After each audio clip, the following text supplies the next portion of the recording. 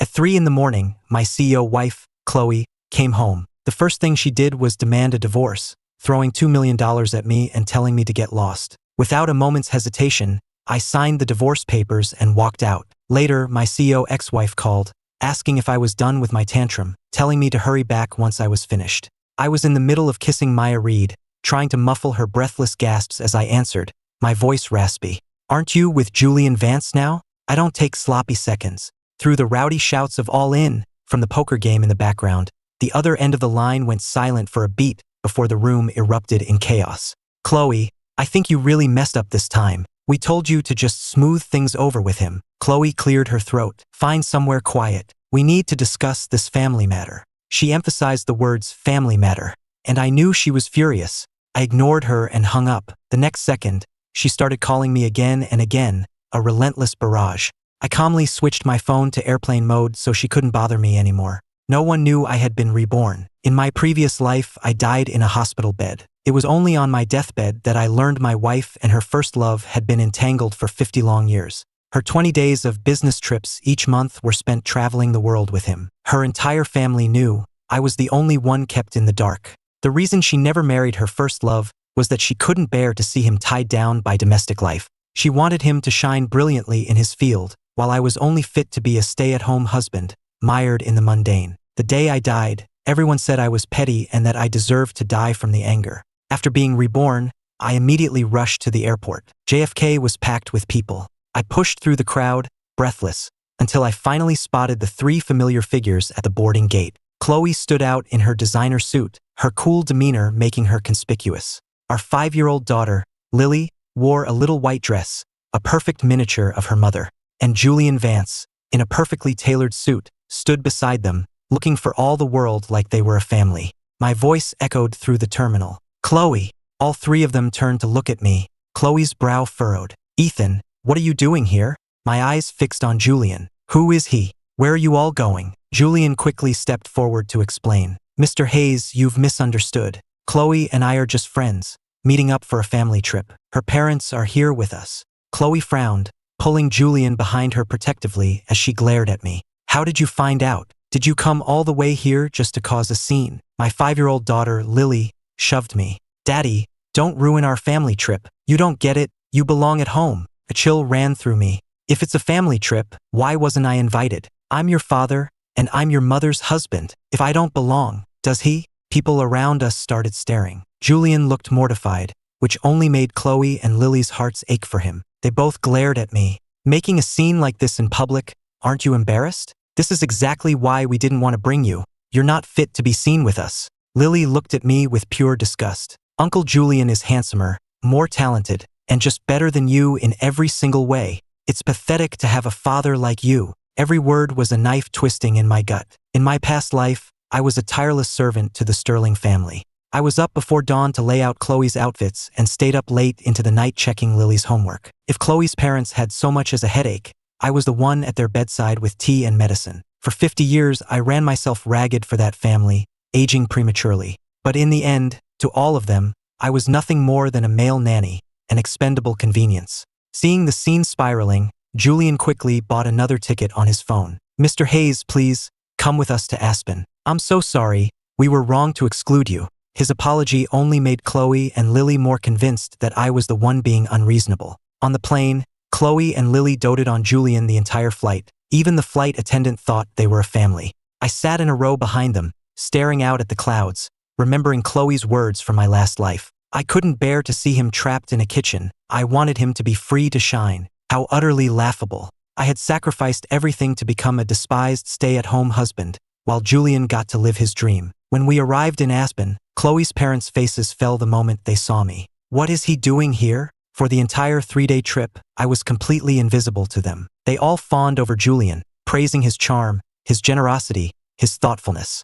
I just stood in the corner like a ghost, watching them enjoy their perfect family moment. When it was time for a group photo, I started to move closer, not wanting to be left out, but Lily shoved the camera into my hands. You don't fit in with us. You can take the picture. Numbly, I raised the camera. Through the lens, I saw Chloe linking her arm with Julian's, Lily leaning affectionately against him, and Chloe's parents beaming with adoration. It was the exact same image as the photograph that had literally been the death of me in my last life. As the shutter clicked, my hands trembled so violently I almost dropped the camera. On the way down the mountain, their 3 cars were perfectly full. Chloe got into her car without a backward glance. "Find your own way back," she said, not even looking at me. I was left to walk alone down the winding mountain road, the blazing sun making my head spin. My legs were so swollen I could barely walk, and I had to drag my exhausted body onto the last flight home. When I finally arrived, there was no word of concern, not an ounce of guilt from them, just orders. Chloe tossed her designer suit on the floor in front of me. "Iron this and then pick up the toys." Lily kicked a pile of toys toward my feet. In that instant, the pain and rage from 2 lifetimes finally boiled over. "Chloe, let's get a divorce." My voice was quiet, but it landed like a thunderclap in the silent living room. Chloe and Lily froze, their identical, beautiful faces filled with disbelief. Chloe's voice was ice. "Do you have any idea what you're saying?" I lifted my head and met her gaze directly. "I know exactly what I'm saying. I want a divorce." Thinking I was just calling their bluff, they smirked and called their lawyer. Lily stared at me, her young face a mask of cold indifference. "Regretting it now? It's not too late. Apologize right now, and Mom and I will pretend this never happened." But I just smiled, picked up the pen, and without a single hesitation, signed my name on the divorce papers. This life, I was done with them. Chloe and Lily's eyes widened in shock. Clearly, they never imagined I would actually go through with it. I turned to the lawyer. "How long is the mandatory cooling-off period?" The lawyer adjusted his glasses. 30 days. You can withdraw the petition at any time during that period if you change your mind." Hearing this, both Chloe and Lily visibly relaxed. They exchanged a look, their usual condescending expressions returning. Lily crossed her arms, her young voice dripping with malice. "So you were just bluffing? Well, Daddy, you'd better actually be gone in 30 days. Don't come crawling back begging Mom to take you back. That would be pathetic." My heart clenched as if squeezed by an invisible fist. This was my daughter, looking at me as if I were her enemy. "Don't you worry," I heard myself say, my voice surprisingly steady. "The second that period is over and the papers are finalized, I'm gone. I won't stay a second longer." Chloe sneered. "Quite the performance." She stepped closer, her faint cedar perfume that I once found so intoxicating filling the air. "Let's see if you're still this tough in 30 days. I took a breath to respond, but the sharp ring of a cell phone cut me off. Chloe glanced at the caller ID, and the corners of her mouth lifted into a soft smile. It was Julian. "Julian, what's wrong?" His voice came through the phone, sounding weak. "Chloe, I'm not feeling very well." Lily immediately jumped to her feet. "What's wrong?" "I'm coming right over." Her face was a picture of concern, all traces of her earlier coldness gone. "No, it's fine," Julian said. "You two are busy." But Chloe was already grabbing her coat, heading for the door without a glance in my direction. "We're on our way. Wait for me." After hanging up, the two of them rushed out the door. Lily paused at the threshold to turn and make a face at me. "I'm going to see Uncle Julian. He's a million times better than you." Then the door slammed shut. I stood there, feeling the blood drain from my face. Mechanically, I put away my copy of the divorce petition, went upstairs, and started packing. The closet was filled with dresses and coats I'd bought for Chloe, each one chosen with care. The bookshelves were lined with picture books and educational toys I'd picked out for Lily.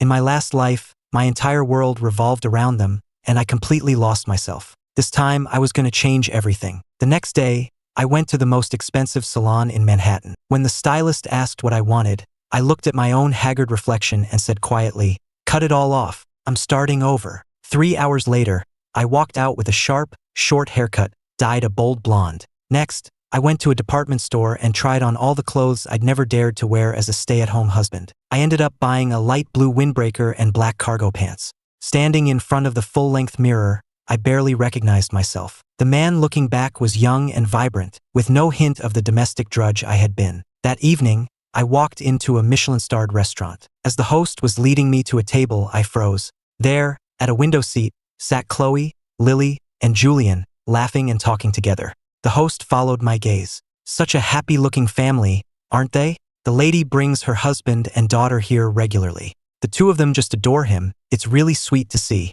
A sharp pain shot through my chest. I was about to ask for a table far away from them when Julian spotted me. His eyes went wide with surprise, clearly shocked by my new look. Chloe and Lily were stunned as well. They had never seen me like this before. The stylish clothes, the sharp haircut, I radiated a confidence they'd never seen. After her initial shock, Lily's face hardened. What are you doing here? I thought you were divorcing Mom. Are you stalking us? I gripped my phone, my nails digging into my palm. Getting a divorce doesn't mean I can't eat out. And I'm not following you. It's a coincidence.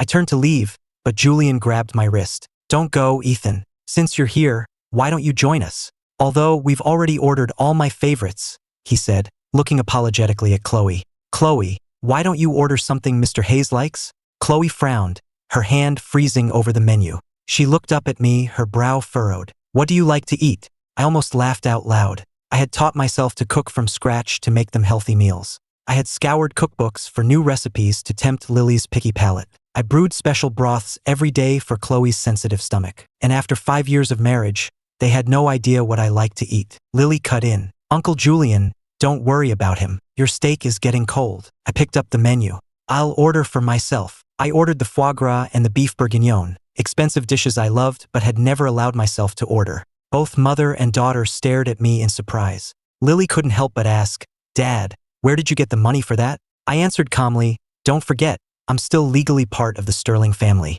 Half of that billion-dollar fortune is technically mine. I used to focus everything on you and your mother, and all the money went to you. Now I'd like to treat myself for a change. Chloe's frown deepened. What exactly are you playing at? I met her gaze. I'm eating dinner. And then, when the 30-day period is over, I'm leaving your lives for good. Just as I finished speaking, a waiter approached with a tureen of soup. He slipped right as he reached our table, sending the entire pot of scalding liquid flying toward us. In a split second, Chloe threw herself in front of Julian to shield him. I had no one, and the boiling soup splashed all over my arm and chest. The searing pain was instantaneous, and a cry escaped my lips. Before I could even process what happened, Lily ran over, crying, and shoved me hard to the floor. Move! Get out of the way! I hit the ground hard, my elbow cracking against the tile, scraping open the blisters that were already forming and drawing blood. Lily didn't even glance at me as she threw herself at Julian. She was sobbing hysterically. Uncle Julian, are you okay? Are you hurt? Her little hands trembled, reaching for him but afraid to touch. Chloe stared at Julian, her voice softer than I'd ever heard it. Are you burned? Let me see. They hovered over him, dabbing at his skin with napkins,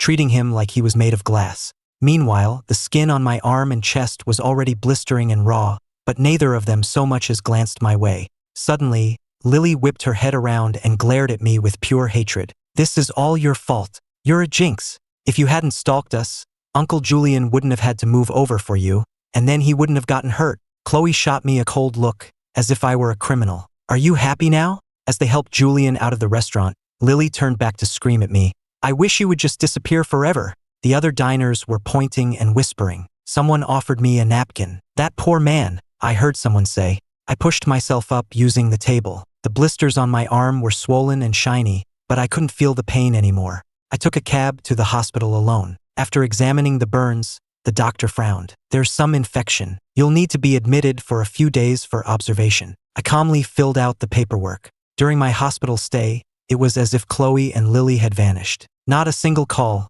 not one text, not even a half-hearted inquiry. The nurses at the station, however, had plenty to say. That woman in the VIP suite really loves her husband. He just has a tiny red spot from a burn, but she and her daughter are treating it like a major crisis. They're feeding him water by hand and even had the best burn cream flown in from Europe so he won't have a scar. I didn't think much of it until I passed the VIP suite on my way to get a dressing change and saw them through the partially open door. Chloe was sitting by the bed, her long, elegant fingers gently applying ointment to Julian's arm. Lily stood by with a cup of warm water, waiting eagerly to help him drink. Julian looked a little embarrassed. I'm almost fine, really. You two should go check on Mr. Hayes. Isn't he still upset about the divorce? Without even looking up, Chloe replied coldly. He's just threatening divorce to get attention. He'd never actually leave. Lily scoffed. He loves Mom and me too much. His whole life is about us. He couldn't survive without us. Julian sighed. But maybe he's really hurt this time. Shouldn't you go talk to him? Chloe's certainty was chilling. Don't bother. Just give him a few days to cool off. It's the same every time. He's always the one who comes back and apologizes in the end. Standing outside that door, I dug my nails so deep into my palms they nearly bled. So that's what they thought. Every compromise, every concession, every time I'd swallowed my pride to make peace, it was all just a pathetic game to them. But not this time. Never again. On my way back to my room, I ran into Julian in the hall. He seemed surprised to see me for a moment, then offered a warm smile. Mr. Hayes, Chloe and Lily went to get me some lunch. Do you have a minute? I'd like to talk. I looked at him, suddenly curious about what he could possibly want to say. We went down to the hospital garden. The sun was bright. Julian stared at a large, leafy tree, his voice full of nostalgia.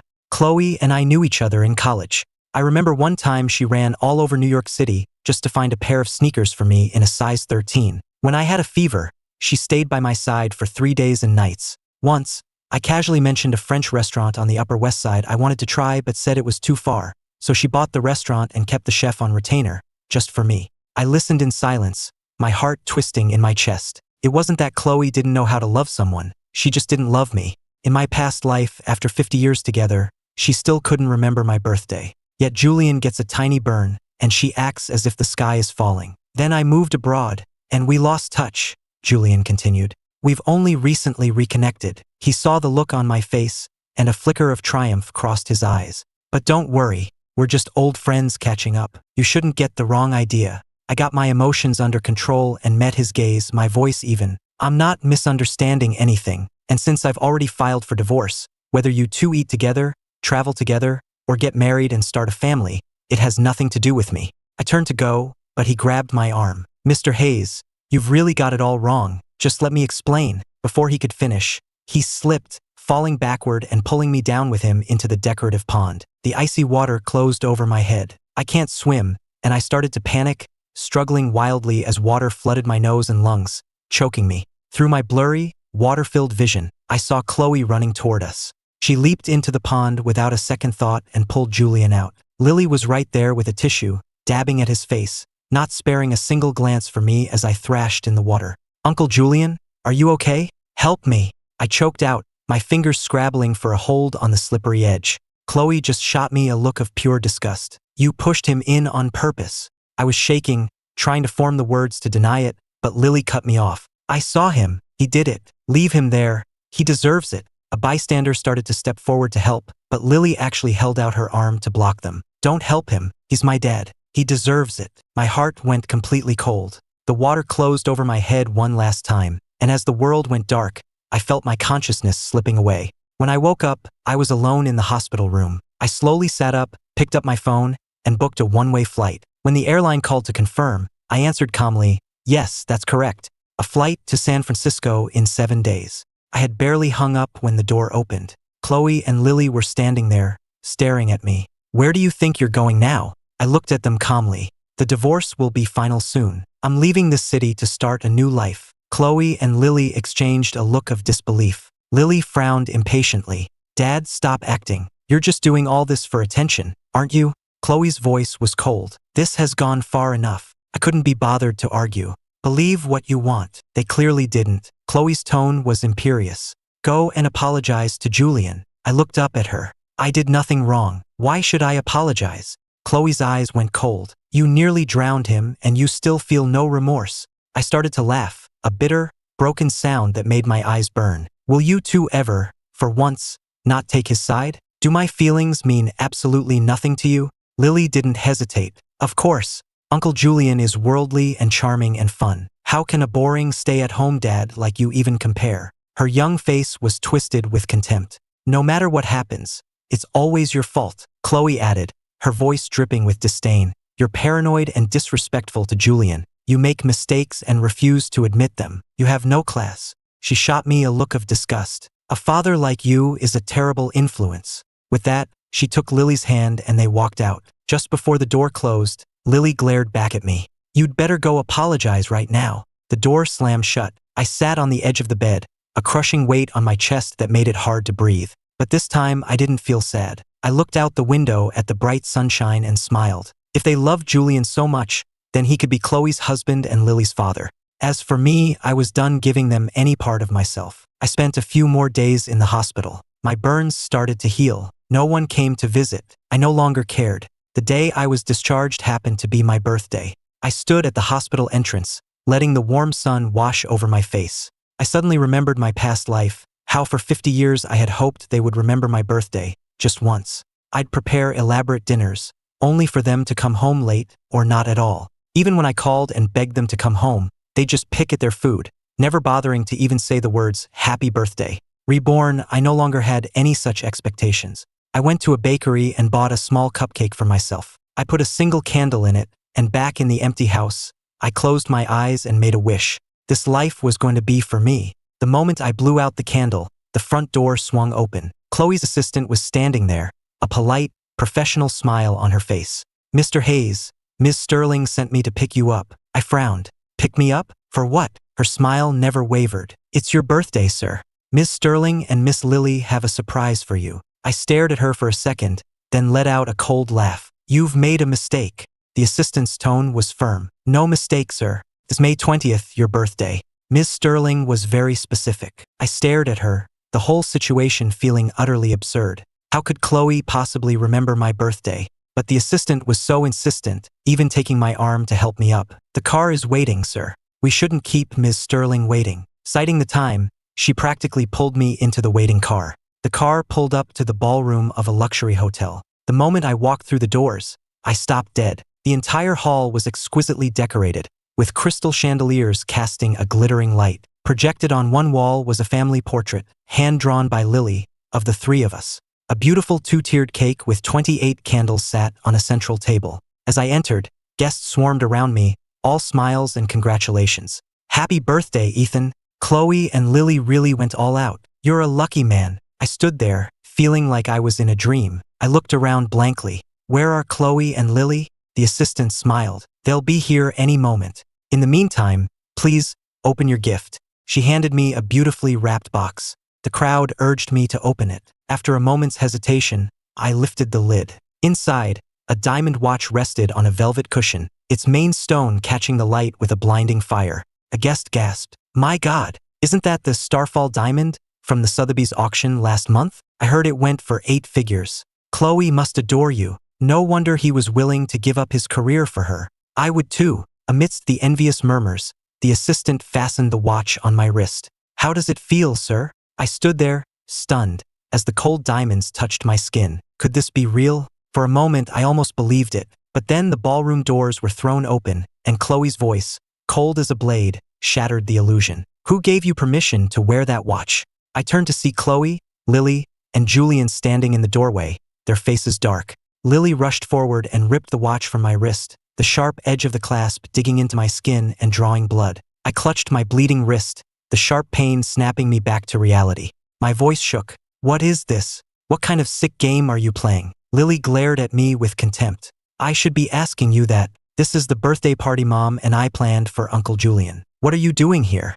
I froze. The room fell silent as the guests exchanged confused glances. Chloe's voice was flat and cold. "Today is Julian's birthday. This party is for him." I started to laugh. So the assistant had made a mistake. This party was never for me. After all, who could have guessed that Julian and I shared the same birthday? And of course, they chose to celebrate his. The guests' expressions shifted from envy to pity. "How incredibly awkward," someone whispered. I took a deep breath and turned to leave. But Julian called out, "Ethan, wait. Since it's such a coincidence, why don't you stay and celebrate with us?" "No, thank you," I said without turning around. Julian immediately put on a wounded expression and looked at Chloe. "Did I do something to offend your husband? He really doesn't seem to like me." Chloe's eyes hardened, and she stepped in front of me, blocking my path. "Julian was kind enough to invite you. Lose the attitude." Lily ran over and grabbed my arm. "Yeah, weren't you the one always complaining that we never celebrate your birthday? So what's your problem now?" I looked at them, the absurdity of it all hitting me. I let out a small, bitter laugh. "Me? Complaining about my birthday? When have I ever done that?" Chloe frowned. "Stop being so dramatic and stay. It wasn't a request, it was an order." I closed my eyes for a moment, and then, under the pitying stares of the entire room, I stayed. I sat in a corner and watched as Chloe and Lily presented Julian with his cake and gifts, their smiles so tender it hurt to look. I was completely ignored. When it was time to cut the cake, Julian walked over and put a friendly arm around my shoulders. "Ethan, let's cut it together." He took my hand to guide it to the knife, his grip surprisingly strong when I tried to pull away. The next moment, someone bumped into the nearby champagne tower, and the glasses came crashing down. Chloe's first instinct was to shield Julian. I was showered with flying shards of glass.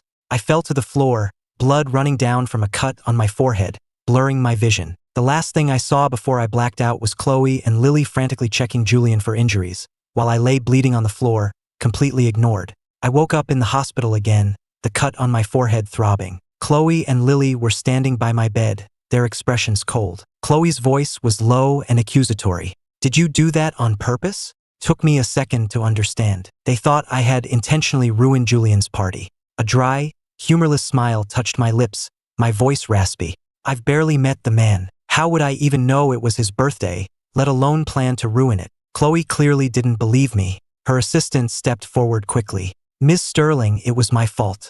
I got the date wrong and picked up Mr. Hayes by mistake." They reluctantly accepted the explanation, but Lily still glared at me. "Next time, stay out of our way. Don't ruin another one of our surprises for Uncle Julian." With that, they turned and left without another word. I watched them go, then closed my eyes. There would be no next time. After I got out of the hospital, I went back to the house, but I completely ignored them. Chloe couldn't find a file. Lily threw a tantrum for cake. I just told them to ask the housekeeper, not even bothering to look up. For the first time, they were experiencing what it was like to be completely ignored by me, and they didn't seem to know how to handle it. Chloe would frown at me, as if about to say something, but would always just turn and leave. Lily, seething with frustration, would deliberately break things in front of me and complain loudly, but I never reacted. The atmosphere in the house was glacial, but I didn't care. I was just counting down the days. Then one night, Lily started demanding to go see a meteor shower. "Take me to see the meteors," Lily demanded, yanking on my sleeve like a little tyrant. "Right now."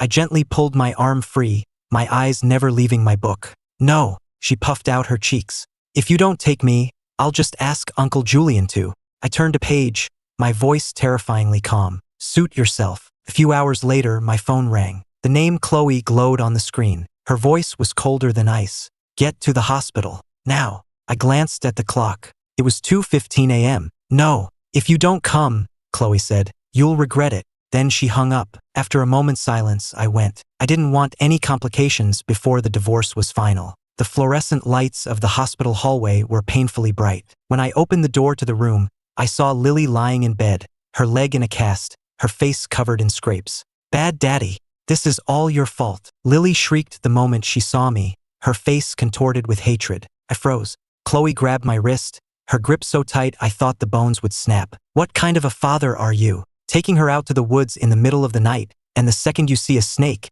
you just run off and leave her there alone?" Her voice was shaking with rage. "Do you have any idea she could have been killed?" My eyes widened in shock. I stared at Lily. "You told her I was the one who took you?" Lily's eyes darted away as she started crying even harder. "Who else would it be? It was you. This is all your fault." A cold dread spread through me. "Lily, don't you dare lie about this. It was Julian who took you." I tried to explain, but Chloe cut me off with a snarl. "Enough. Not only did you endanger your daughter, now you're trying to blame Julian." Her eyes were filled with loathing. "He would never do something so malicious." She gestured to her bodyguards. "Take him. Lock him in the basement to think about what he's done. No food for 3 days." As the bodyguards dragged me from the room, I glanced back one last time. I was smiling. It was a strange, complicated smile, a mix of liberation and utter despair. Seeing it, Chloe felt a strange flutter of unease. Lily just stared, her hand tightening on her mother's coat. But in the end, neither of them said a word. I was locked in a pitch-black storage room. Following Lily's instructions, the bodyguards cranked the heat up to its highest setting. I huddled in a corner, my thin shirt completely soaked with sweat. In the dark, I could hear things skittering around me. A wave of terror washed over me, but I was too exhausted to even scream. This was my punishment, delivered by the wife I had loved and the daughter I had adored for so many years. 3 days later, they finally let me out. I was a wreck, gaunt and pale, my lips cracked and bleeding. From the living room, I could hear the sound of a piano. Julian was teaching Lily how to play Twinkle, Twinkle, Little Star. The little girl sat obediently on the bench, her face a picture of concentration, with none of the viciousness she'd shown me. Chloe stood by the window, backlit by the sun, watching the two of them with a tender smile I had never seen directed at me. I suddenly found the whole scene laughable. I had tried so hard to be a part of this family, but I was always the outsider. And now I was finally ready to step aside and let them have what they clearly wanted. On the final day of the 30-day cooling-off period, I woke up early. I made myself a proper breakfast, a perfectly fried egg, crispy toast, and a glass of warm milk. Lily came into the kitchen, rubbing her eyes. That smells good.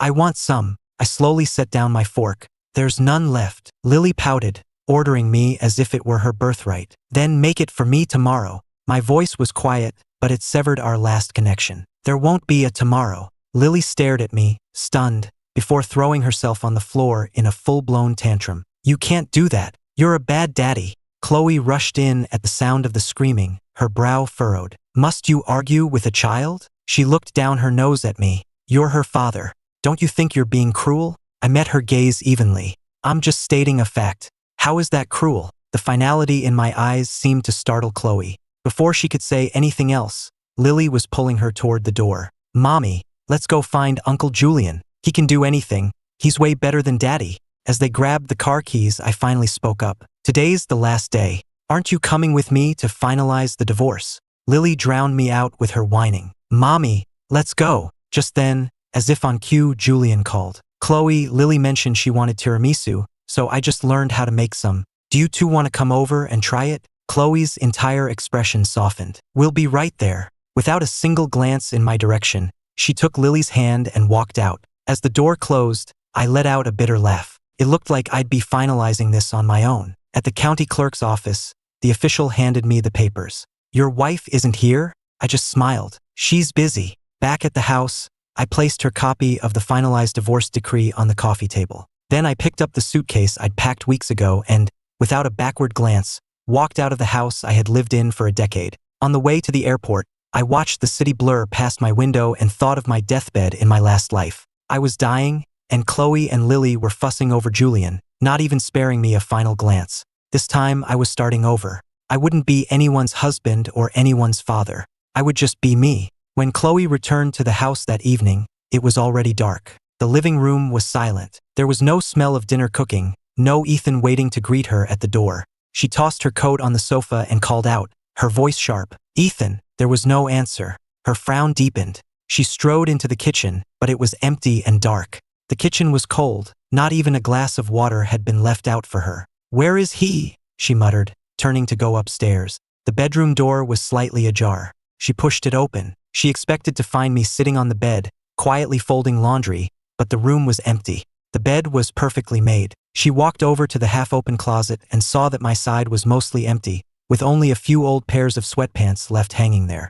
Her heart sank, and a wave of irritation washed over her. What is he playing at now? She scoffed, turning to head to the study, but she stopped short at the coffee table. Lying there was a folder containing the finalized divorce decree, and next to it a single, neatly written note. The 30 days are over. The divorce is final. We're done. Chloe's eyes widened. She snatched the folder and ripped it open. There it was, in black and white, with my signature and the official court seal. He had actually done it. Her fingers tightened on the papers, her knuckles turning white as she crumpled the thick cardstock. She stared at the words, a heavy weight settling in her chest, making it hard to breathe. But a moment later, she forced herself to calm down, a sarcastic smile playing on her lips. Such an act. She tossed the papers back onto the table. He'll be back in 3 days, crying and begging me to take him back. She turned and headed for the bathroom, but she couldn't shake the strange feeling of unease. The next morning, the silence of the house was shattered by Lily's wails. I don't want this.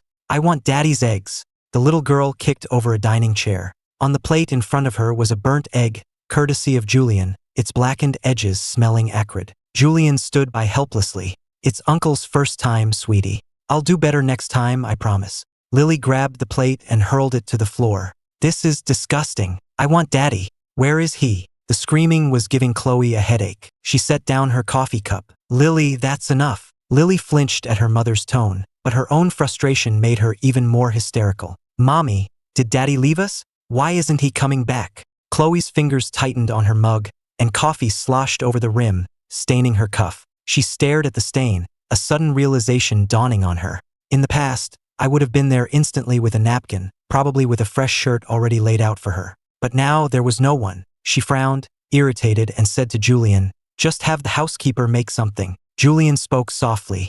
Chloe, do you think Ethan is really not coming back? Maybe I should go talk to him. Chloe sneered. Don't bother. He'll come crawling back. But even as she said it, her eyes drifted toward the staircase, as if she were waiting for someone to appear. In the days that followed, the Sterling household fell into chaos. Chloe's clothes were always wrinkled. No one checked Lily's homework, and her teacher started calling with concerns. The dining table, once laden with home-cooked meals, was now littered with takeout containers.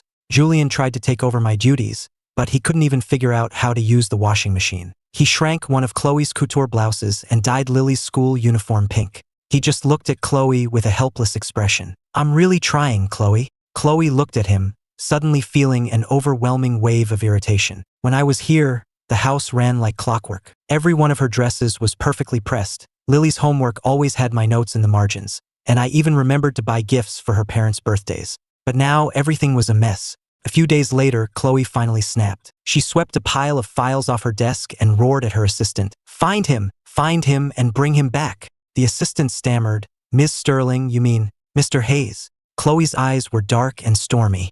"Who else would I mean? Tell him his little game is over and to come home. I'm done waiting for him to get over his tantrum." After the assistant scurried out, Chloe sank into her chair, pressing her fingers to her temples.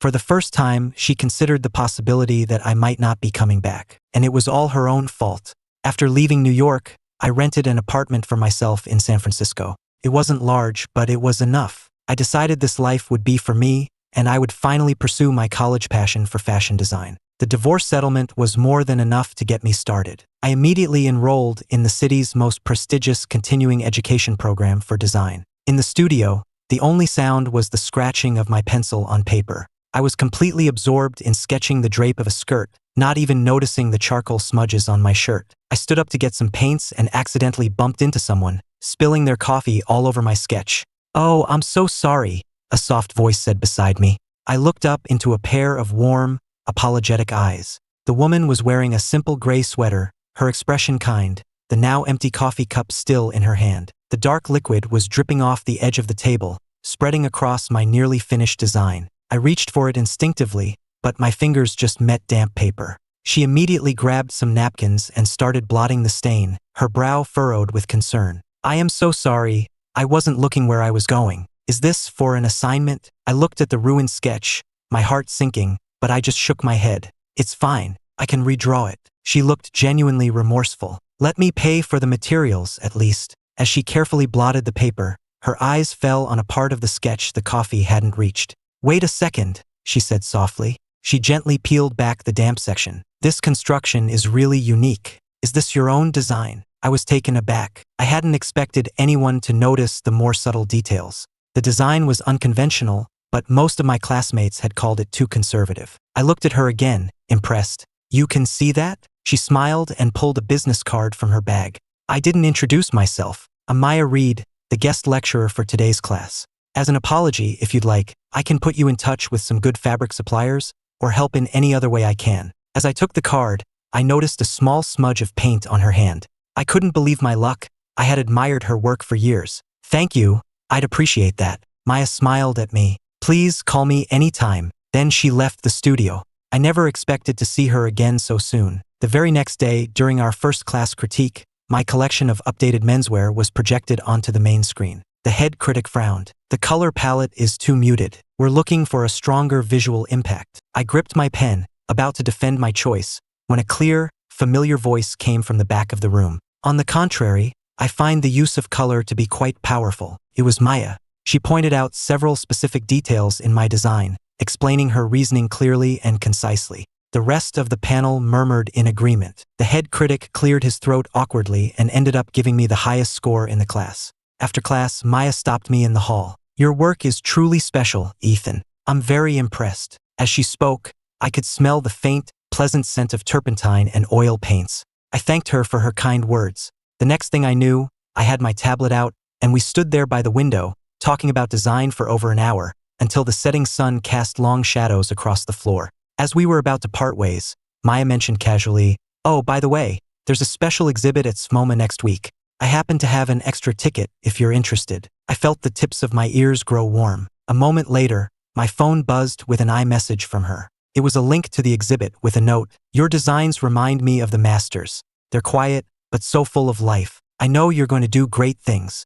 Outside, the first green buds were appearing on the trees. I read her message again and again, feeling like my life was finally truly beginning. Back in New York, Julian, in an attempt to win over Chloe and Lily, had started trying to cook for them just as I had. In the kitchen of the Sterling mansion, Julian fumbled with an apron, clumsily trying to stir-fry ribs while reading a recipe on his phone, sweat beading on his forehead. Lily sat at the table, swinging her legs. "Uncle Julian," she said, "Daddy used to put pineapple in his." Julian forced a smile. "Almost ready." The moment he turned away, his face soured with irritation. Predictably, as he turned back to the stove, he knocked over a bottle of soy sauce, sending the dark liquid splashing into the pan. In his haste to fix it, he grabbed the nearest container of white powder and dumped it in. At the dinner table, Lily took one bite and screwed up her face. "This is yucky. I don't want it. I want Daddy's cooking." She threw a massive tantrum until Julian, clenching his jaw, scraped the entire meal into the trash.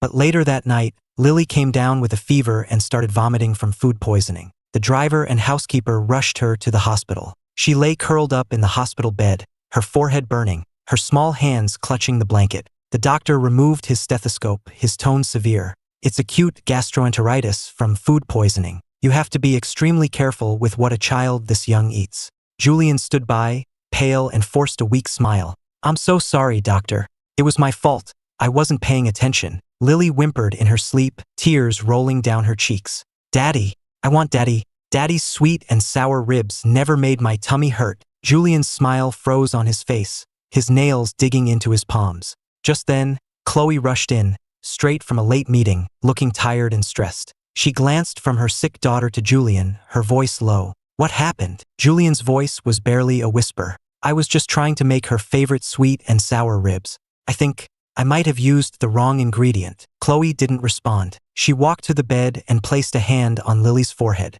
The heat radiating from her daughter's skin made her frown. She said quietly, "This never happened when Ethan was here." A flash of shame and anger crossed Julian's face before he quickly looked down. "I'm sorry, Chloe. I was just trying to help." Lately, Chloe had been coming home from business dinners at 2 or 3 in the morning. The house was always dark and silent. There was no light left on for her, no hangover remedy waiting on the counter. Standing in the foyer one night, she could have sworn she saw me walking out of the kitchen with a glass of warm water, saying softly, "You're home." But the vision vanished. Julian appeared at the top of the stairs in his pajamas. "Chloe, have you been drinking? Get me a glass of water," she said. He hurried into the kitchen and returned a moment later with a glass of ice water, condensation dripping from his fingers. Chloe took the glass, frowning at the cold touch. "Why is it cold?" Julian looked flustered. "Oh, I forgot to heat it up." Chloe suddenly remembered how there used to always be a glass of warm water waiting for her on the nightstand, no matter how late she got home. If she'd had too much to drink, I would bring her a remedy, and her clothes for the next day would be steamed and hanging on the back of the bathroom door. She said nothing, just turned and went into her study. Sitting at her desk, she stared at the ice cubes in her glass, an unfamiliar tightness in her chest. In the past, I would have had all her files organized and ready for her. Now, she looked at the chaotic mess on her desk, rubbed her temples, and felt a surge of irritation. The next morning, she found Julian in her study, organizing, having misplaced all of her most important documents. She finally lost her temper. "Can't you do anything right?" Julian stood in the doorway, his face ashen. "I was just trying to help. I saw how Ethan used to." Chloe cut him off with a sarcastic laugh. "Ethan? You're nothing like him." The hurt in Julian's eyes curdled into resentment. "Well, no matter how great he was, he's gone now, isn't he?" he muttered, his voice barely audible. "You're the one who pushed him away." Then he turned, went to his room and slammed the door. Chloe's eyes widened, her hand crushing the file she was holding. He was right. If she hadn't driven me away, I never would have left. As Chloe came downstairs, the coffee stain was still on her cuff. With no freshly pressed shirt waiting for her, she'd had to grab something old and wrinkled from the back of her closet. The old housekeeper, standing in the kitchen doorway, watched her and sighed. The family was finally starting to pay the price for my absence. Chloe had her people searching for me, but for weeks, they found nothing. Then one day, her assistant was working in a coffee shop when an arts program on the TV caught her eye.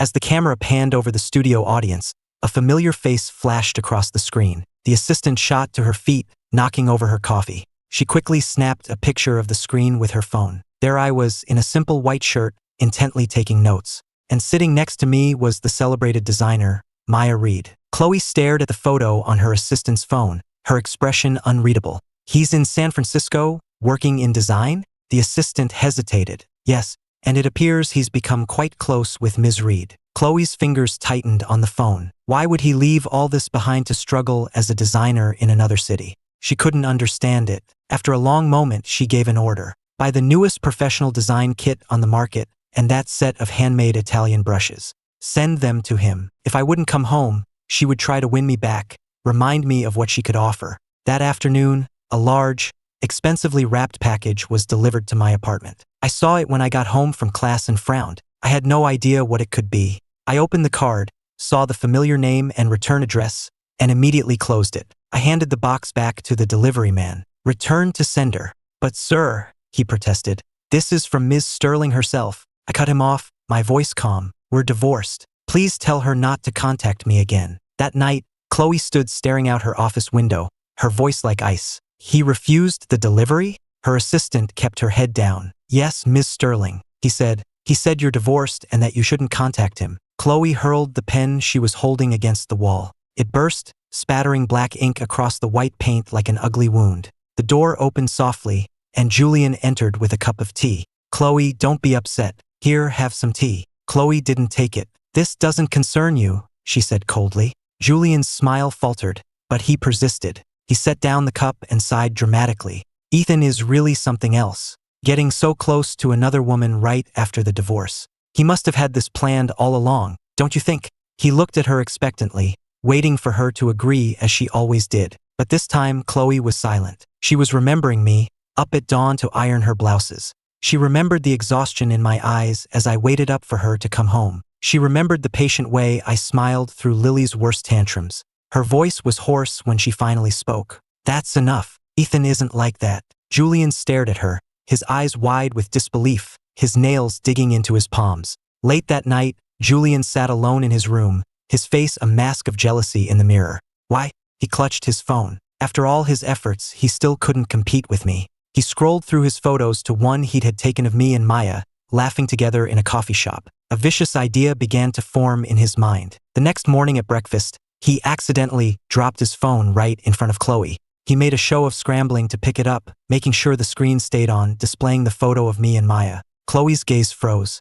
In the photo, I was wearing a light blue sweatshirt she'd never seen, my smile radiant. Maya was sliding a cup of coffee across the table toward me. Julian watched Chloe's face and sighed. Ethan seems to be doing so well. It's nice that he's moved on so quickly. Chloe's voice was tight with suppressed rage. I told you not to talk about him. The look in her eyes finally silenced Julian. But as he looked down at his plate, a small, triumphant smile touched his lips. That night, Chloe stood alone on the balcony, the whiskey in her glass reflecting the cold moonlight. She suddenly remembered something I'd asked her, right after we were married. Do you actually care about me? She had turned away, annoyed, thinking I was just being needy. But now she realized she didn't have an answer. After all these years, she had never really known me at all. A cold wind blew across the balcony. She downed the rest of her whiskey in one gulp, but it did nothing to quell the restlessness inside her. In the distance, the city glittered, but she knew one of those lights, one that had always burned for her, was now out for good. With me gone, there was no one to take Lily to and from school.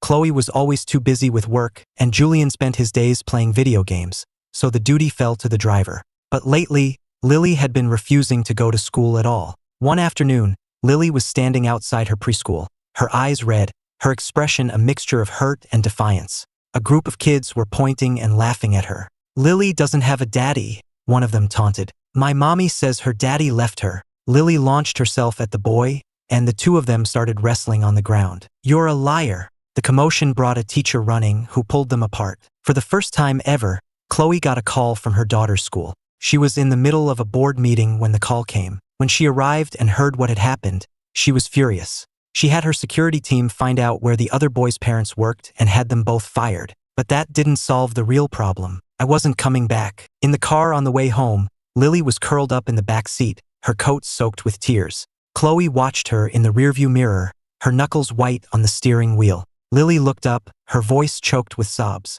Mommy, can we go find Daddy? The woman behind the wheel didn't answer. The next evening, outside the Design Institute in San Francisco, autumn leaves drifted down from the trees. Chloe stood across the street, holding Lily in her arms, watching as I walked out of the glass doors. I was wearing a black trench coat, and the woman beside me, Maya, was looking up at me, saying something that made her eyes crinkle with a smile. And then I smiled back. How long had it been since Chloe had seen me smile like that? Lily wriggled out of her mother's arms and shot across the street like a little cannonball, running right into me. I stumbled back and looked down into my daughter's tear-stained face. She clung to my leg, burying her teary, snotty face in my jeans. "I'm sorry, Daddy. I'll never say I hate you again. Please come home." Students passing by turned to stare. Maya tactfully took a step back to give us space as I slowly knelt down. I gently wiped her tears with my handkerchief, my voice even and calm. "Lily, Daddy has his own life now. You and Mommy need to take care of each other." As I said the words, Lily's face crumpled again. Chloe was suddenly standing right in front of us. Her eyes were fixed on the faint tan line where my wedding ring used to be. She grabbed my wrist. "Ethan, isn't this enough? She's just a child. How can you be so cruel? I won't accept this divorce. You're coming home with me." Maya frowned and smoothly stepped between us, her voice soft but firm. "Ma'am, please respect his decision." Chloe's eyes were bloodshot. "This is a private family matter. It has nothing to do with you." I gently guided Lily toward Maya and stepped in front of them both. I looked down at my ex-wife, my voice quiet, but my words hit her like a physical blow. "Legally, we are no longer family. You seem to have forgotten, Ms. Sterling. Do I need to remind you who demanded this divorce in the first place?" She stared into my calm eyes and seemed to realize she was looking at a stranger. The man whose entire world had once revolved around her was gone. Her voice was a raw whisper. "A child needs her father." I bent down, straightened Lily's collar, and gently guided her back to her mother. "Then I suggest you find her a new one, Miss Sterling." In the early hours of the morning, the living room of the Sterling mansion was littered with empty bottles. Chloe lay slumped on the sofa, staring at the divorce decree on the table. The alcohol burned her throat. She remembered the scene from that afternoon, how when Maya had stepped in front of me, I had instinctively reached out and clutched the fabric of her sleeve. It was a nervous habit of mine. It had only taken a month for someone to take her place. A clap of thunder lit up the room, illuminating the crumpled photo in her hand of me and Maya, smiling. She hurled the whiskey bottle against the wall, where it shattered, the amber liquid running down the paint like tears of regret. As Chloe's absences from home grew longer, Julian's resentment toward me festered. He was stuck taking care of that brat Lily all day, and Chloe never answered his calls. He couldn't stand it. He hadn't worked this hard to get into the Sterling family just to be ignored. He had to do something. He had to get rid of me for good. Julian stood in the hallway of the Design Institute, watching me through the studio window.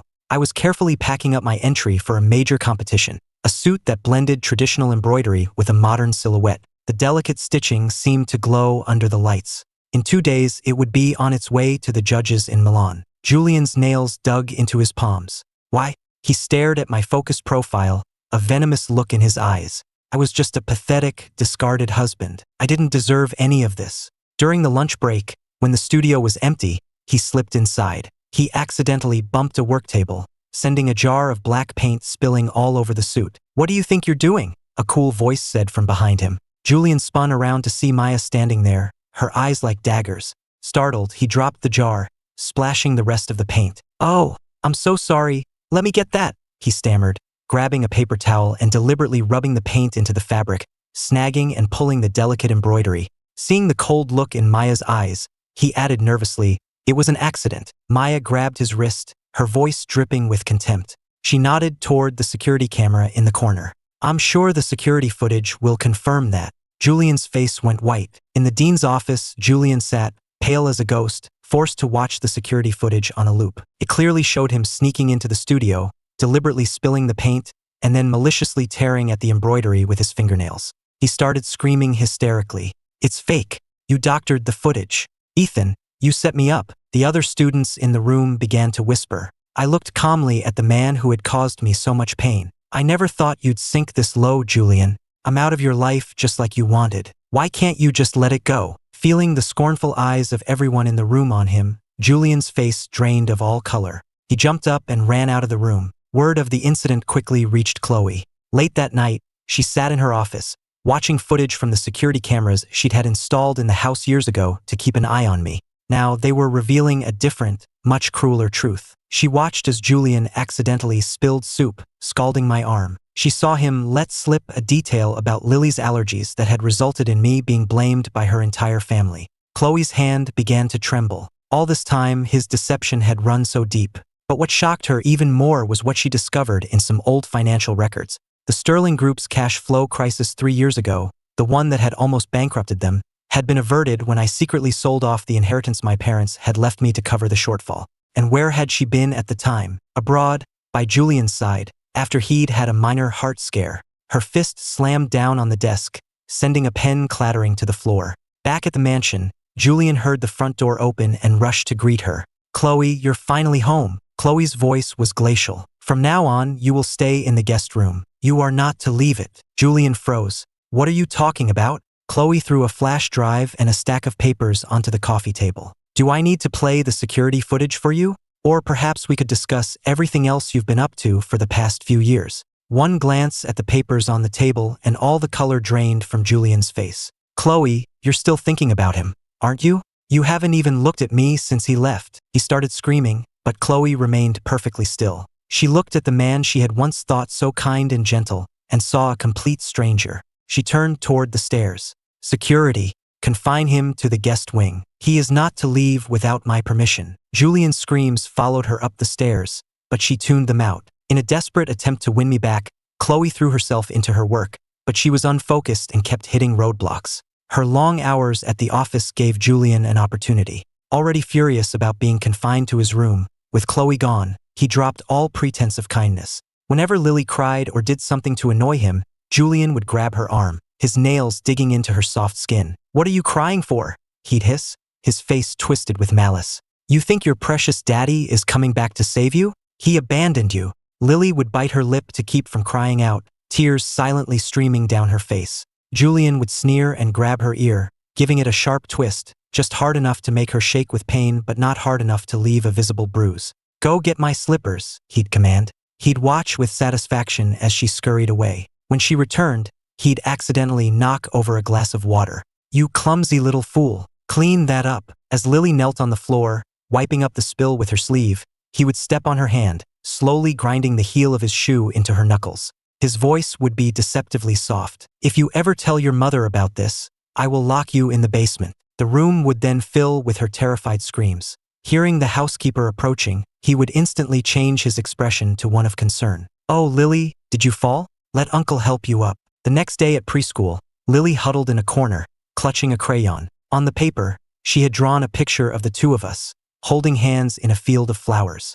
Her teacher asked gently, "Why are there only 2 people in your picture, sweetie?" Lily looked down and scribbled a violent red line across the paper. "Mommy's mean, and Uncle Julian is a bad man." Her voice broke.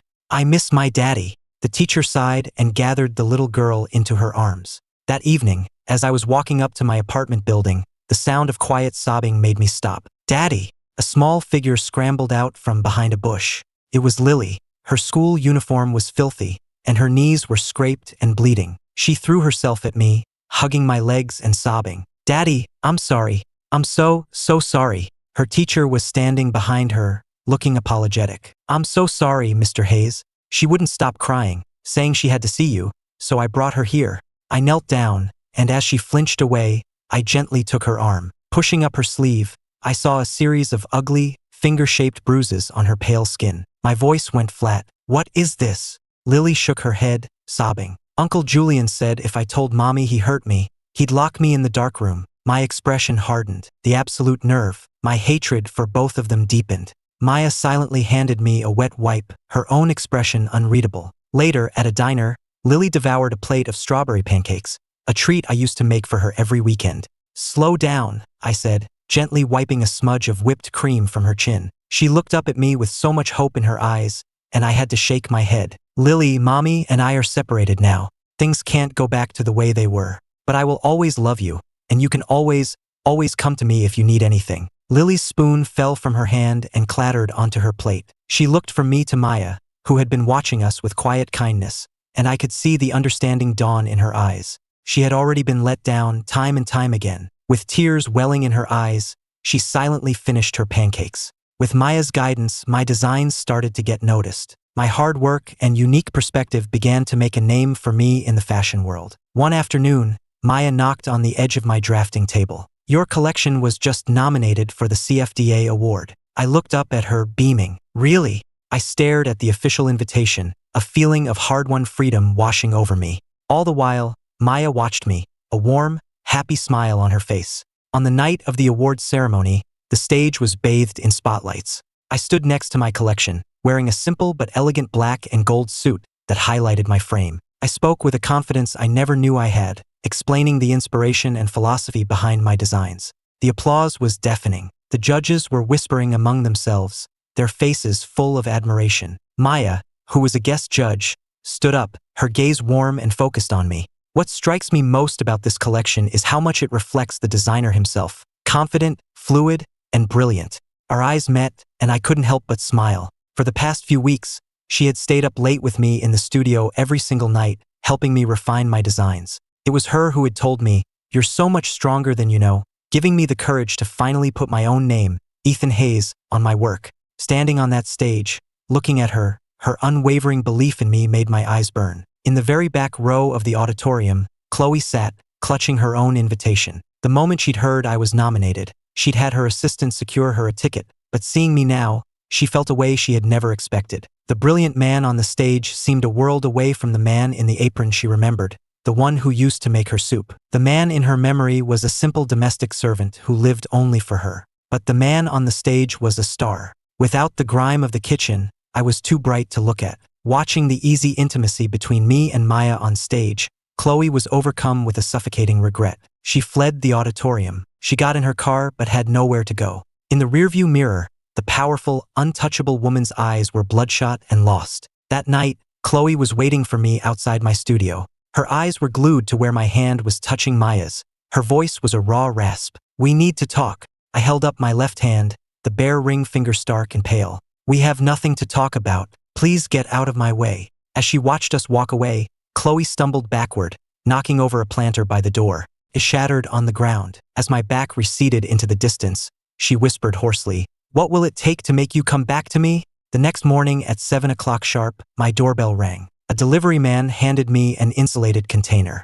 "Breakfast for Mr. Hayes." Through the peephole, I caught a glimpse of a familiar figure disappearing around the corner. I opened the container. It was the special porridge I used to make for Chloe whenever her stomach acted up. I looked at it for a second, then dumped the entire thing in the trash. This went on for a week. A different delivery every morning. Chloe had meals sent for breakfast, lunch, and dinner, and every single one ended up in the trash. On the 8th day, the deliveries stopped. Instead, a contract arrived at my studio. It was a collaboration proposal from the Sterling Group, with terms that would have been a dream come true for any up-and-coming designer. I glanced at it and closed the folder. "Send it back." My assistant hesitated. "But Ethan, the budget she's offering is incredible. Are you sure you don't want to reconsider?" I picked up a pair of fabric shears, my expression impassive. "Tell Ms. Sterling that some things, once they're cut, can't be sewn back together. And I don't need her money." Chloe stood staring at the rejected contract, a vein throbbing in her temple. "What exactly did he say?" Her assistant swallowed hard. He said that it's over between you, and that you should focus on your current relationship." Chloe smashed her teacup on the floor. "Current relationship? I have Julian locked in the guest wing." She stopped short. She suddenly realized that, in my mind, she and Julian were still a unit. Just as I had stood alone in the kitchen all those years, staring at the cold dinner I'd made for her, while she was away on one of her 20-day business trips. Her phone buzzed. It was a picture from Lily's teacher. It was a new family portrait. Lily had scribbled out the figure of her mother in black crayon. In that moment, Chloe finally understood what a complete failure she was, both as a wife and as a mother. Meanwhile, in a dingy apartment across town, Julian was watching the news. Designer Ethan Hayes wins the prestigious International Fashion Prize. On the screen, I was in a white suit, looking radiant under the camera flashes as Maya gently adjusted the sash on my award. Julian hurled his wine glass at the screen. It shattered, spraying red wine and glass everywhere. "Why? Why does he get to be happy? Why?" He screamed in rage, smashing everything within reach. "Ethan, I'll ruin you." With trembling fingers, he opened his phone, found a photo of me and Maya in the studio, and crudely photoshopped our heads onto the bodies of two people in bed together. "Let's see you explain your way out of this one," he cackled, sending the fake photo to Chloe with a message. "Here's that wonderful husband you miss so much. Looks like he's been busy." Then he posted the image on Twitter. He laughed like a madman as the post went live. The picture went viral almost instantly, but his victory was short-lived. Someone with serious power started working behind the scenes, and soon, The fake photo was buried under an avalanche of posts, exposing Julian's own dirty laundry.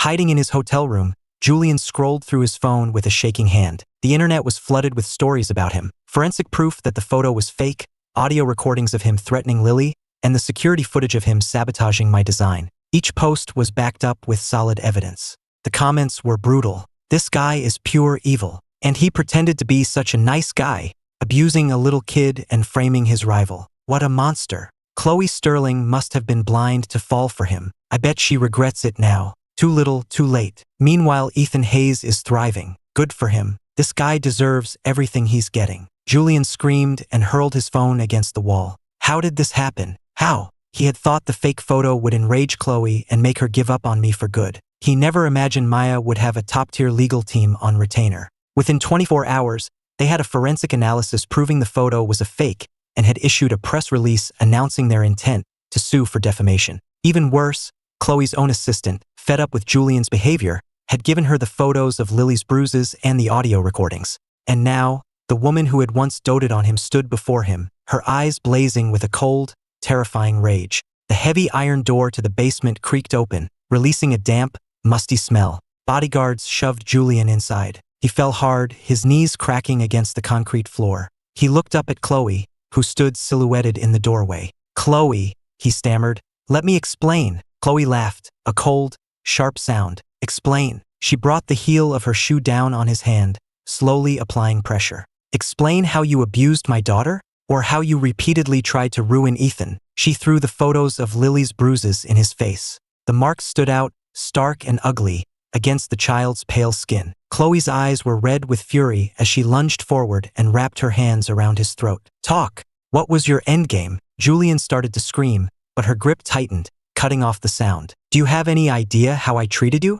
Her voice was a low, demonic growl. "When you faked a stomach ache, I stayed up all night making you soup. When you accidentally burned yourself, I was the one who dressed the wound. And in return, you schemed against me and hurt my child." She released him, and he collapsed to the floor, coughing and sputtering. He couldn't see her expression in the dim light, which terrified him even more. He scrambled forward and grabbed her legs. "Chloe, I'm sorry. I'll never do it again." His screams echoed in the small space. He kept apologizing, over and over, but Chloe was unmoved. A moment later, a sharp pain exploded in his scalp as a bodyguard grabbed him by the hair and dragged him toward a wooden rack on the wall. Chains rattled as they shackled his wrists to the frame above his head. "Ethan was nothing but kind to you. Why did you do it?" Chloe watched, her face a cold mask, and then nodded to the bodyguards. One of them pulled a red-hot iron from a brazier of coals. He pressed it to Julian's collarbone. The smell of burning flesh filled the air.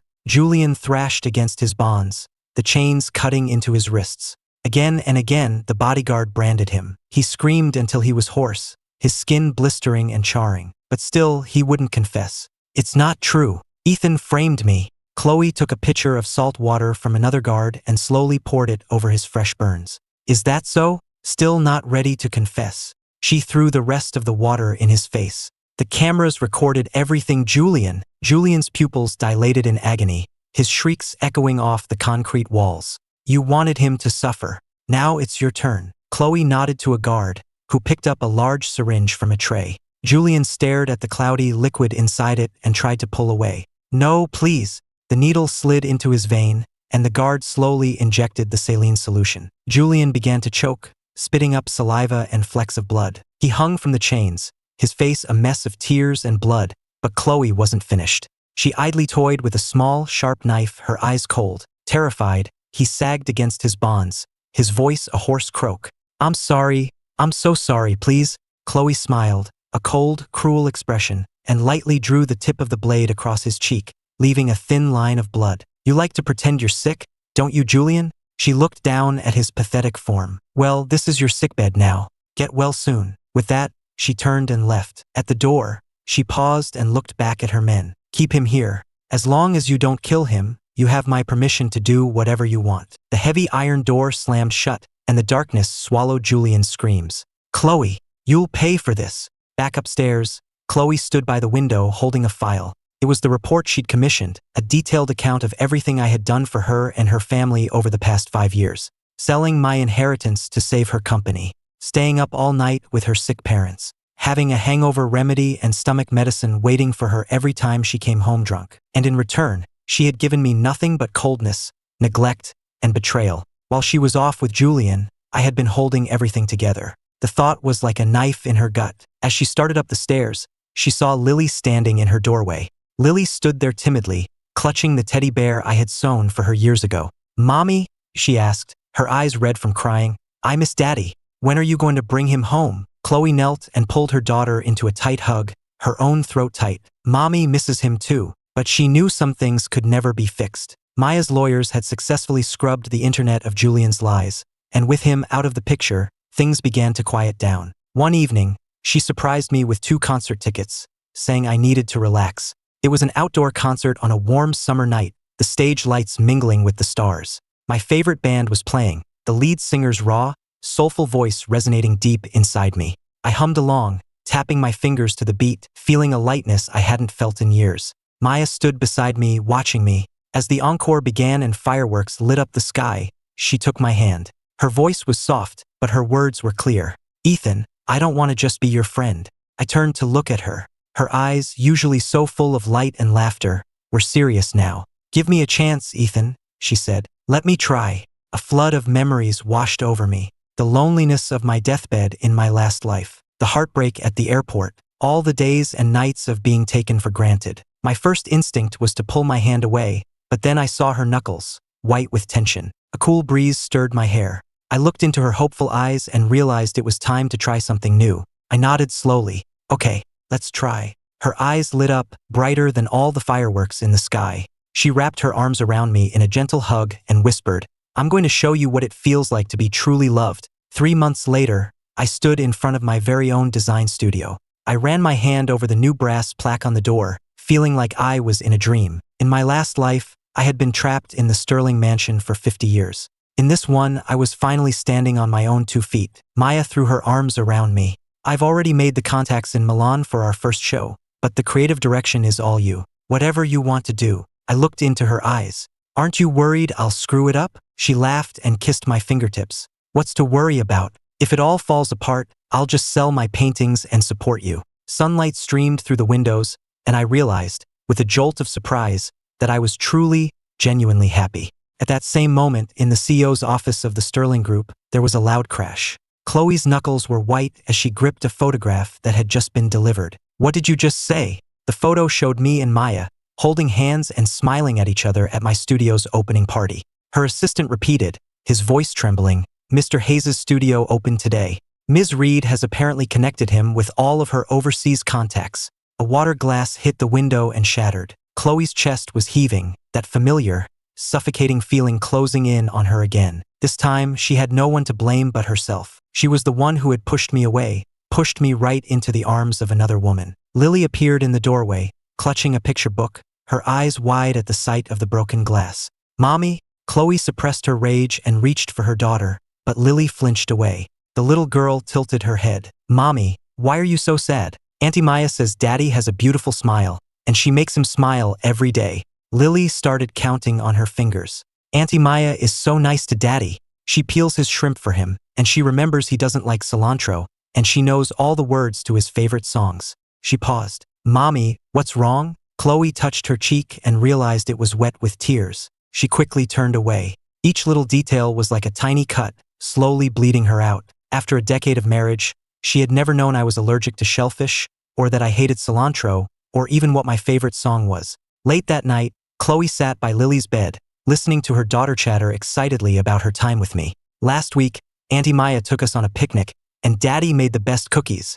Lily rolled over, hugging her bear. "Mommy, why did we never go on picnics?" Chloe didn't have an answer. She remembered how I had once tentatively suggested a family vacation, and how she had brushed me off, saying she was too busy. She'd found out later that I had spent 3 months planning the entire trip, right down to packing Lily's allergy medication. She gently patted her daughter's back and began to hum a lullaby. "Go to sleep now." Outside, the moonlight was cold and pale, a perfect reflection of her heart. Listening to her daughter, Chloe was beginning to understand just how horribly she had treated me. She scrolled through my social media accounts, watching me become more successful, more confident, and the guilt was overwhelming. She wanted to tell me she understood now, that she had gotten rid of Julian. Every day, she started waiting outside my apartment building, hoping for a chance to speak to me. The rain was coming down in sheets, blanketing the city in a damp gloom. Chloe stood outside my apartment building, completely soaked. Her expensive suit was ruined, her dark hair plastered to her forehead. She had been there for a week straight, waiting from dawn until well after midnight, just hoping for a glimpse of me. She didn't know what she was hoping to achieve. She just knew she couldn't live without me. Her voice was a raw whisper.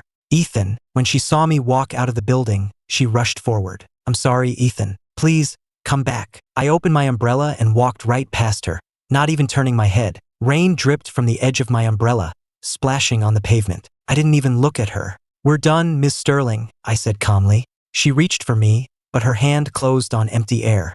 She watched my retreating back, her heart twisting in her chest. The next day, Chloe sold the mansion we had shared and moved into a high-rise apartment across the street from mine. Every morning, she would stand at her window and watch as Maya waited for me downstairs, and then the two of us would leave for work together. She'd watch Maya walk me to my studio, the two of them laughing. In the evening, she'd watch us come home together, carrying groceries, sometimes flowers. She became a pathetic voyeur, watching through binoculars as I cooked dinner in my kitchen, as Maya sat on the sofa looking over my sketches, occasionally leaning over to kiss my cheek. All the tenderness that had once been hers was now being given to someone else.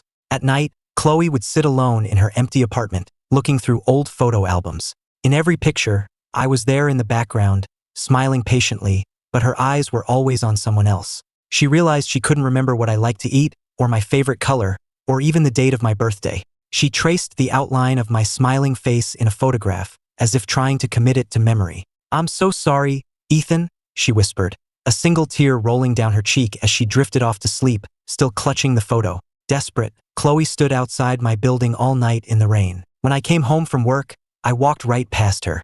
Ethan, if you won't see me, I'll just wait here until you do, she called after me. She waited all night, and the drizzle turned into a downpour. The next morning, a security guard found her collapsed in the flower bed, burning up with a fever. She was rushed to the hospital. When she woke up, the first words out of her mouth were, "Is Ethan here?" The assistant looked uncomfortable. Mr. Hayes had his assistant drop this off. She handed Chloe a small note. On it were 3 cold, impersonal words, "Get well soon." Chloe stared at the note and started to laugh, a broken sound that made her eyes burn. He didn't even hate her enough to care. After her fever broke, Chloe stood on the hospital roof, staring in the direction of my apartment. She remembered the countless nights I'd waited up for her, the perfectly pressed blouses I laid out for her every morning, the special porridge I'd make whenever her stomach hurt. And in return, she had given me nothing but coldness, neglect, and betrayal. She pulled out her phone and called her lawyer. "That property transfer agreement we drafted," she said, her voice eerily calm. "Add a clause. I'm transferring all of my shares in the Sterling Group to Lily's name, with Ethan Hayes as the sole trustee." After hanging up, she took one last look at the warm lights of my apartment building, then turned and walked away. Chloe stood outside the glass door of my studio, clutching a thick portfolio. It contained stock transfer agreements, property deeds, even an inventory of her prized watch collection. It was her entire fortune. Her knuckles were white, and the hem of her skirt was still damp, evidence she'd run through the rain to get here. The moment I opened the door, she rushed forward, shoving the portfolio into my hands. Her voice was a raw, desperate rasp. "I'll give you everything. The company, the houses, all of it. I'll sign over every asset I have to your name. Just please come back." I glanced down at the cashier's check on top of the pile. The number was staggering, enough to buy the entire building we were standing in. I let out a soft, humorless laugh and, looking right at her, slowly tore the check in two. This was never what I wanted. The pieces drifted from my fingers like pale confetti. Chloe's eyes widened in shock. She grabbed my wrist, her voice cracking with desperation. "Then what do you want? I'll change anything. I love you, Ethan. Please, come back to me." I pulled my hand free, my voice terrifyingly calm. "I wanted respect. I wanted trust. I wanted back the decade you spent looking right through me. You can't give me that, Chloe," I added. "And even if you could, it's far too late." Watching me walk away, Chloe felt her stomach twist into a knot. That night, she confronted Maya in the VIP lounge of a country club, throwing a glass of whiskey in her face. "Leave, Ethan," she snarled, grabbing Maya's collar, her eyes wild. "Name your price. 50 million? 100? You want a partnership with the Sterling Group? It's yours." Maya calmly wiped her face with a napkin. Then, with a swift, shocking movement, she punched Chloe, sending her sprawling onto the leather sofa. "That was for Ethan," she said, her voice dangerously low, her usual warmth replaced by a sharp edge.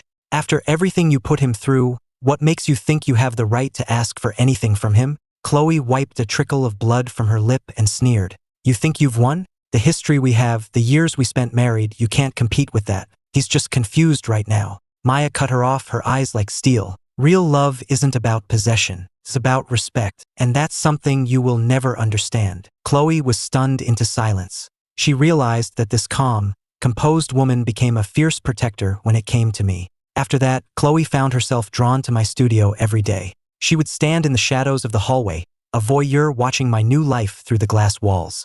Inside, she'd see me and Maya, our heads bent together over a design. I'd point to a swatch of fabric, and Maya would instantly hand me the perfect color card. If I frowned in concentration, she would quietly replace my coffee with the jasmine tea I preferred.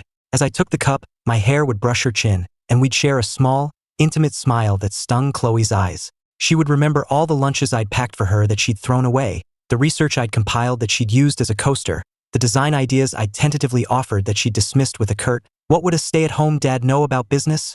It wasn't that I was uninteresting, it was that she had never bothered to look. My assistant's voice snapped her back to the present. "Ms. Sterling, Mr. Hayes has asked that you please not loiter outside the studio." The words hit her like a physical blow. She, who had once been my entire world, was now an unwanted visitor being asked to leave. "Chloe," a voice said from behind her. She spun around to find me standing there in the hallway. Sunlight streamed through my white shirt, catching the glint of a new ring on my finger.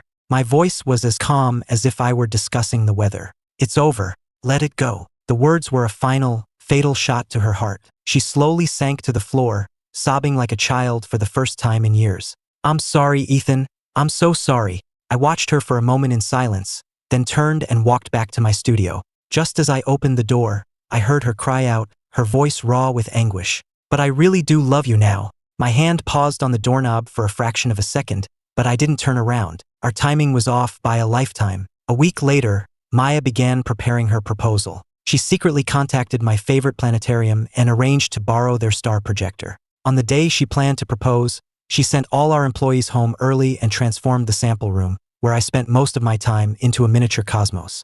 "Can you come to the sample room?" she texted me in the middle of a meeting. When I opened the door, the room was dark. The Milky Way seemed to flow across the floor at my feet, and the constellation of Orion glittered on the walls. Maya stood in the center of it all, surrounded by projected images of every design I had ever created. I was speechless. "What is all this?" Maya pulled a small velvet box from her pocket. As she opened it, all the projected starlight seemed to converge on the ring inside, making the diamond glow with a soft, blue light. Her voice trembled slightly. "You once told me that diamonds symbolize new beginnings. The design for this ring was inspired by your award-winning collection." I recognized it immediately. It was a small, intricate detail from my original sketches that the judges had made me remove. She took my hand. "I secretly commissioned a jeweler in Italy. Took him 3 months to get it right. Every day with you, you show me a more beautiful world. Ethan Hayes, will you marry me?" Before she even finished speaking, I pulled her into a hug,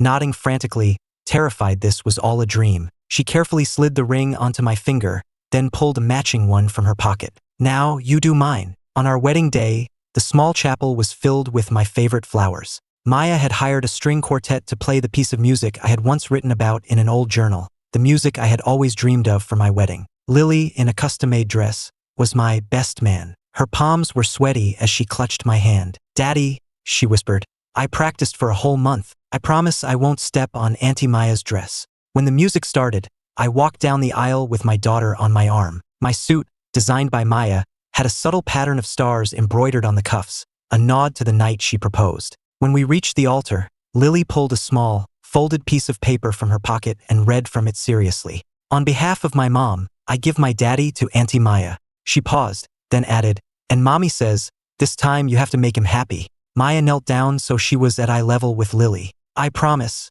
I will make your daddy very, very happy." Then, in front of all our friends and family, we exchanged our vows, sealed them with a kiss, and said, "I do." At the reception, Chloe sat alone at a table in the far corner. She hadn't touched her wine. A sharp pain in her stomach caused beads of sweat to form on her forehead. As Maya and I took the floor for our first dance, She watched how gently Maya held my hand, as if I were something precious and fragile. The image reminded her of our own wedding night, how she had gone to bed without even looking at me. A waiter's voice pulled her from her thoughts. "Miss Sterling, would you like some cake?" She shook her head, just as she saw me walking toward her table. I stood before her. "Thank you for coming." Chloe opened her mouth to say something, but was overcome by a violent coughing fit. She quickly covered her mouth with a handkerchief, but not before I saw a fleck of blood. My expression changed. I instinctively started to reach for her, but Maya came up beside me and gently placed a hand on my shoulder. "Should we call a doctor?" she asked Chloe, her voice full of genuine concern. Chloe shook her head and managed to get to her feet. "I wish you both happiness."